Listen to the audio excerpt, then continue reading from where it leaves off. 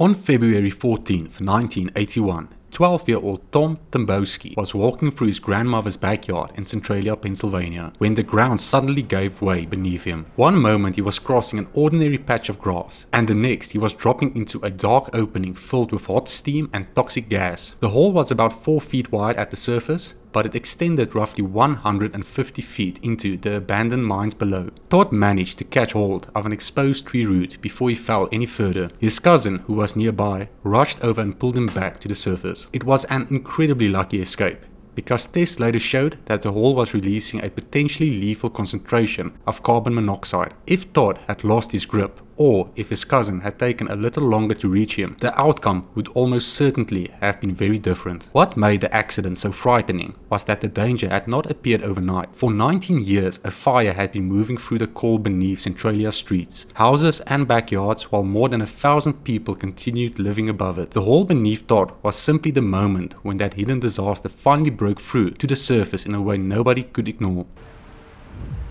Centralia existed because of the coal beneath it.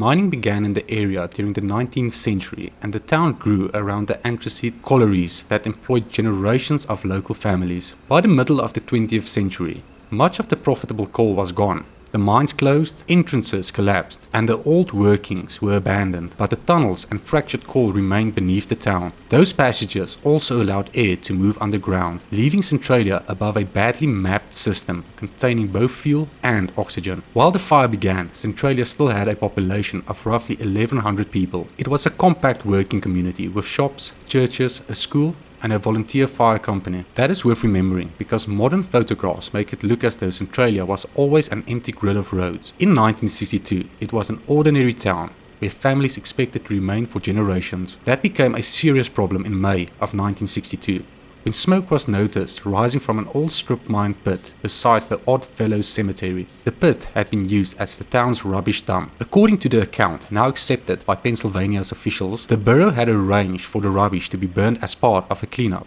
and the fire reached combustible materials connected to the Buck Mountain coal seam. Some details surrounding the origin remains disputed.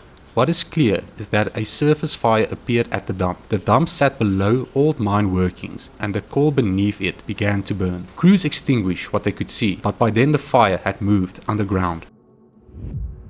Putting out an underground coal fire is far more complicated than extinguishing a building. There is no single room containing the flames and no reliable view of the entire building area. Fire and hot gases can move through leftover coal, narrow cracks and intersecting tunnels, so smoke coming from one opening does not necessarily reveal where the active fire is. Before engineers could stop it, they had to map something that was still changing beneath them. The temperature added another problem. Historical borehole readings in the Centralia fire area sometimes exceeded 1,000 degrees Fahrenheit. Pouring water into one section might cool it temporarily, but surrounding rock retained enormous heat, while air continued reaching the coal through fractures and abandoned passages. Unless the fuel, heat and oxygen were separated across the whole fire front, burning could resume. Crews first poured water over the dump and covered it with clay, hoping to cut off the oxygen supply. But smoke and heat returned. Then they excavated building materials. Although even a small section of hot coal left outside the excavation could keep the fire alive, they also drilled holes and pumped in water, sand, crushed rock and fly ash, hoping to fill the workings and block the air. Too many openings remained. Isolation trenches were attempts as well, but those could work only if the fire's position had been mapped accurately. In Centralia, it sometimes reached or passed the planned barrier before construction was complete. Millions were spent over the following 2 decades. The project may have slowed parts of the fire, but none created a permanent boundary, and every new attempt became more expensive.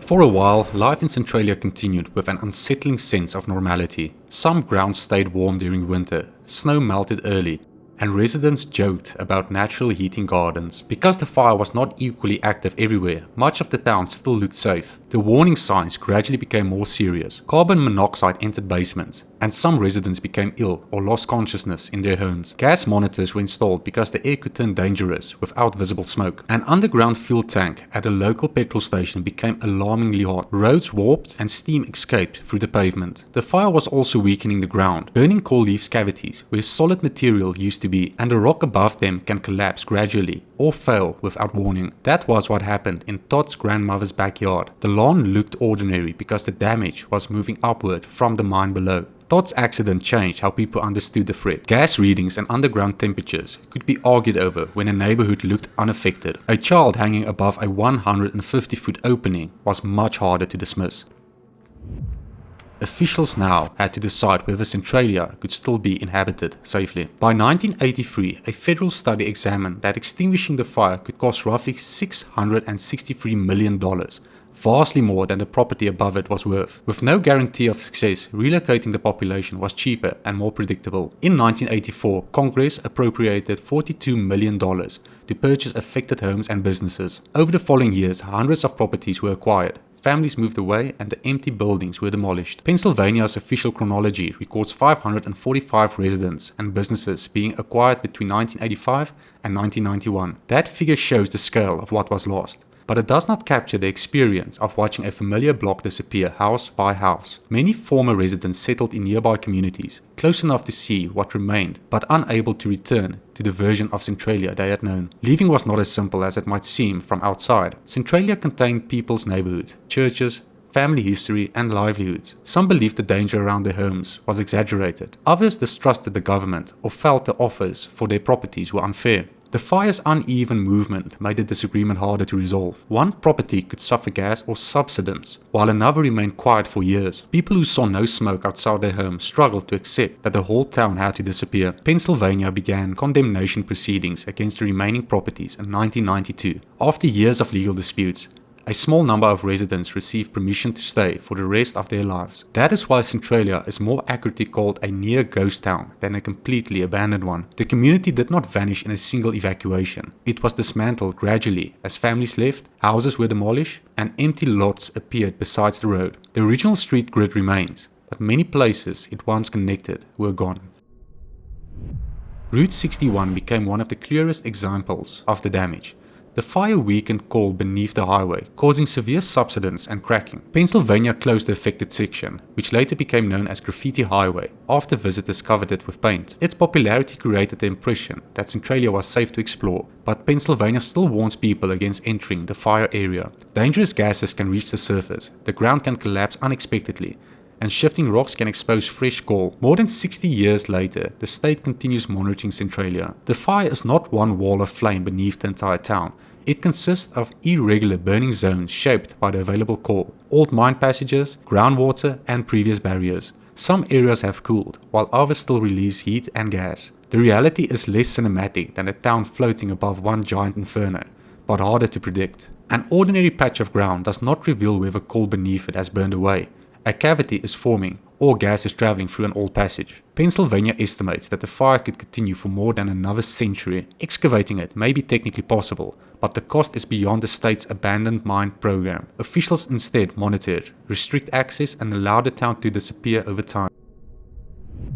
Centralia is often presented as a real-life ghost story. Empty streets, smoke rising from the earth, and a town largely erased from the map.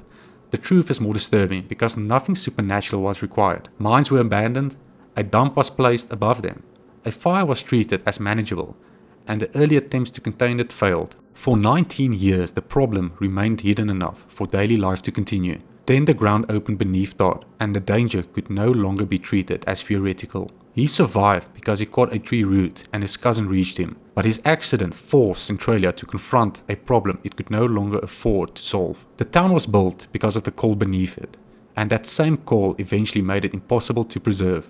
Most houses are gone, but the streets, a few buildings, and the community's memory remain. Beneath them, moving through seams first entered more than a century ago, the Centralia mine fire is still burning.